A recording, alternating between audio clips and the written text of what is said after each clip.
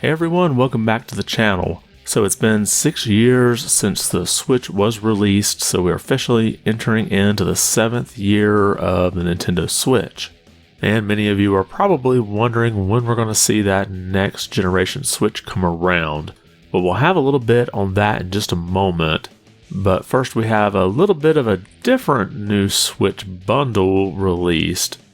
Now, it was about a week ago that we saw this post from this known leaker saying that there was going to be a special Mario-themed Switch bundle that would be coming out on Mario Day, which is March 10th. And then just a few days ago, we had all these screenshots leak of the actual box. You can see here the front of the box, followed by the side of the box, where you get to choose one of 3 Mario games: Mario Kart 8, New Super Mario Bros. U, or of course Super Mario Odyssey. And then the back of the box was just a big headshot of Mario. Well, I'm thinking this leak finally sort of forced Nintendo's hand and they made an official announcement. Now, this was part of the Mario Day announcements, and here you can see it says Nintendo Switch Mario Choose One Bundle. And it will be that version 2 Switch, sorry it's not the OLED, and it'll come with a pair of red Joy-Con controllers. Now this will be showing up at retailers on March 10th, and I've already seen a leaked ad from Target advertising it. And it also comes with a sheet of stickers for the Super Mario Bros. Movie. So while the Switch itself isn't themed, maybe you can just put these stickers on it and theme it yourself. Now, I'm not sure how many units this will actually move, because I think most people at this point have a Switch, and if you're looking to upgrade, you would probably be going with the OLED version. But let me know in the comments if this is interesting to you, if it's something that you would pick up. Next, let's take a look at a story that's been kind of developing over the week. So it started with the Pokemon Presents earlier this week. There was actually a post on 4chan days earlier that predicted pretty much everything in that Pokemon Presents. But one thing that was notable at the end of that post is this is supposedly someone who's a contractor that's working on the Pokemon game and the DLC, and makes a reference that there would be a graphical enhancement patch for the new Nintendo Switch, and that this would be coming in alongside DLC 2.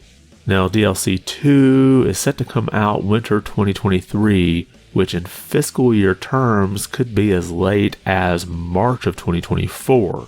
Now, a lot of people speculated what they meant by new Nintendo Switch model. Was it just another one of those special OLED versions that was themed after something? Now, at the beginning of this post, the person said that they're not a native English speaker and was using machine translation to make the post. But it looks like we have a follow-up that the person wanted to clarify. Now, first of all, you'll wonder, how do we know this is a legitimate post? Well, they provided the password that was used when they created the original post. Now, if you don't understand, this password is used to generate an MD5 hash, which is the green part that's after their name.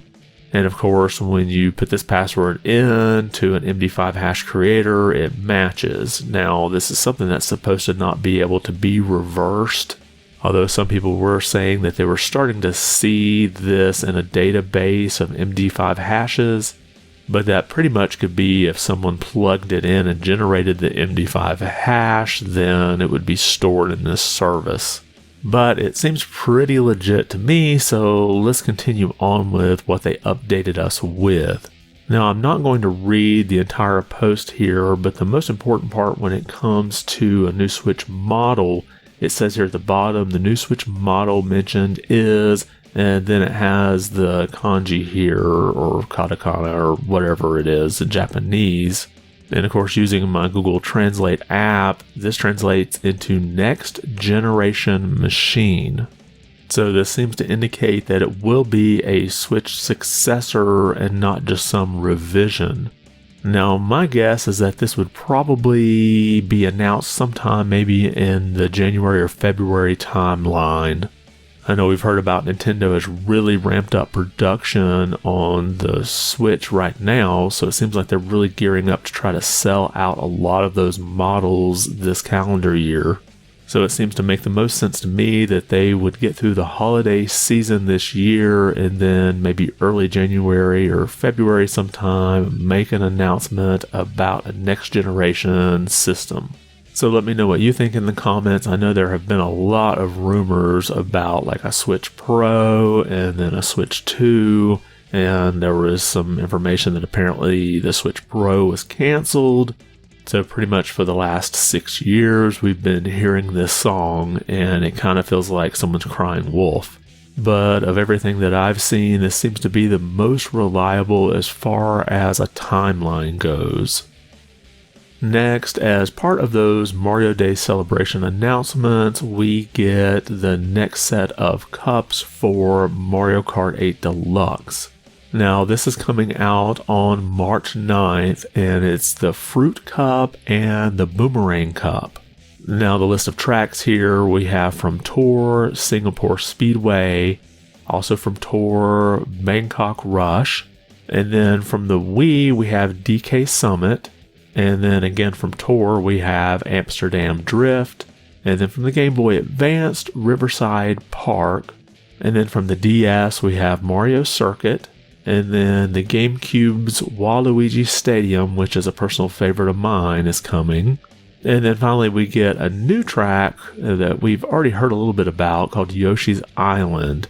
And I have a feeling this is probably going to come to Tour as well. But it is making its debut in Mario Kart 8 Deluxe.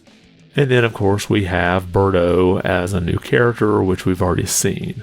So I'm definitely looking forward to playing these, especially the ones like Mario Circuit that were on the DS, where I can actually get to play these with analog controls.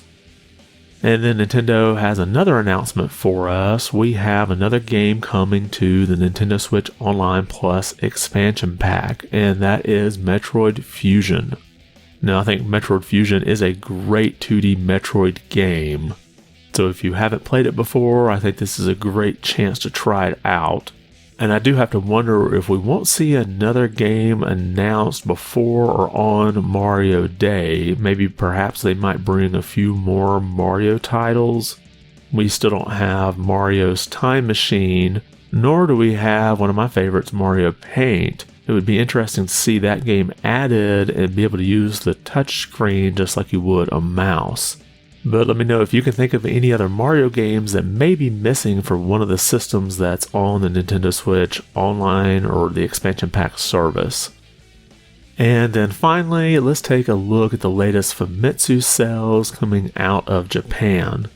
Now we have several new entries here. We have Kirby's Return to Dreamland Deluxe coming in at number 1, and then Octopath Traveler 2 at number 2. But overall, the numbers to me don't seem as high as I thought that they should be. And then we have another new entry here, Like a Dragon Ishin for the PS4, followed by the PS5, and those numbers actually are pretty close to how many sold.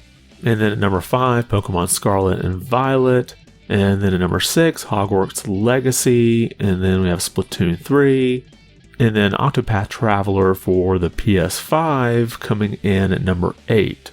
Now, if you add both the Switch and the PS5 numbers together, it would still come in just above the total numbers for Like a Dragon Ishin. And then we have another new entry, Ark Survival Evolved, and then of course we have the perennial favorite, Mario Kart 8 Deluxe. But pretty high numbers for Kirby's Return to Dreamland Deluxe, but it's kind of disappointing to see Octopath Traveler 2 not do as well. I really liked the first one, so I was hoping we could get more in this series. Maybe perhaps the game might pick up steam and sell pretty good numbers over a long period of time. And now let's take a look over at the hardware sales. We have the PlayStation 5 in first place, followed by the Nintendo Switch OLED, and then the PlayStation 5 Digital Edition coming in at third. And then we have the Switch followed by Switch Lite, and the PlayStation 4 at 6, beating out the Xbox Series X and S at 7 and 8. And I've updated the graph with the weekly numbers, and you can see both the PS5 and the Switch had a spike from last week, and it seems like the Xbox Series X and S kind of slid down a bit.